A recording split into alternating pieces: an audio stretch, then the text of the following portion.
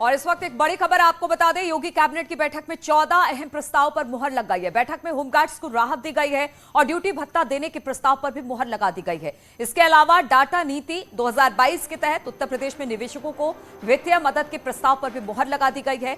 साथ ही साथ बैठक में अगले वित्तीय वर्ष में प्रदेश में 35 करोड़ वृक्षारोपण के प्रस्ताव पर भी मुहर लग गई है। साथ ही ड्रिप और स्प्रिंकल सिंचाई के प्रोत्साहन के प्रस्ताव को भी मंजूरी मिल गई है। तो कई अहम प्रस्ताव पर आज मुहर लगी। 14 ऐसे प्रस्ताव थे जो कि कैबिनेट में जिस पर मुहर लग गई है। कुछ अहम प्रस्ताव हम आपको बता रहे हैं, जिसमें ड्यूटी भत्ता देने के प्रस्ताव पर मुहर लगी है। इसके अलावा डाटा नीति 2022 के तहत उत्तर प्रदेश में निवेशकों को वित्तीय मदद के प्रस्ताव पर भी आज कैबिनेट में मुहर लगा दी गई। साथ ही बैठक में अगले वित्तीय वर्ष में प्रदेश में 35 करोड़ वृक्षारोपण के प्रस्ताव पर भी आज कैबिनेट की बैठक में मुहर लगा दी गई। साथ ही ड्रिप और स्प्रिंकल सिंचाई के प्रोत्साहन के प्रस्ताव पर भी आज कैबिनेट से मंजूरी मिल गई।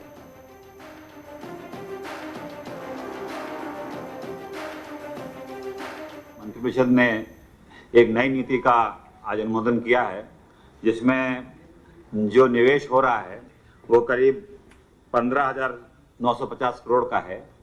4,000 लोगों के करीब उसमें नौकरियां और रोजगार से वो प्रभावित करेगा। और साथ ही साथ जो सब्सिडी मॉडल है उसके ऊपर भी चर्चा हुई।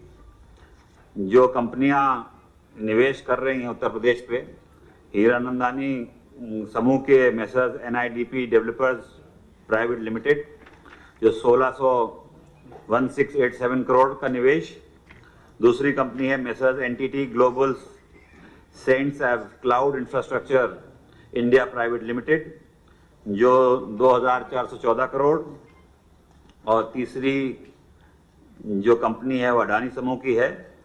कुल मिला के 4 हैं। तो ये एक महत्वाकांक्षी योजना है और अभी जो निवेश हुआ है वो NCR रीजन में हुआ है। आगे आने समय में उत्तर प्रदेश के तमाम जगहों पे, प्राथमिकता लखनऊ और तमाम जगहों पे भी डेटा सेंटर्स खोलने के लिए इससे और अवसर प्राप्त होंगे और रोजगार के, और ये एक बहुत महत्वाकांक्षी योजना उत्तर प्रदेश सरकार की है।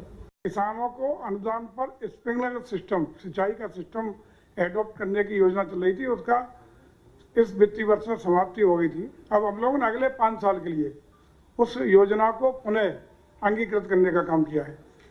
भारत सरकार और प्रदेश सरकार दोनों राज्य मिलकर के किसानों को, लघु सीमांत किसान और लघु किसान दोनों किसानों को उनका अनुदान जो राशि थी यथावत रखते हुए अगले 5 साल को वो योजना पुनः लागू रहने से एक तरफ ड्रिप इरीगेशन के माध्यम से बहुत कम पानी में ज़्यादा क्षेत्र की सिंचाई होती है।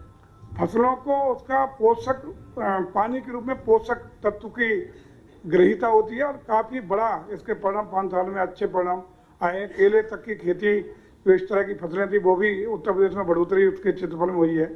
तमाम फसलों को, नई फसलों को लाभ पिछले 5 साल में देखा गया है और इसलिए अगले 5 साल के लिए इस योजना को उत्तर प्रदेश सरकार ने आज की कैबिनेट में अंगीकृत करने का काम किया है।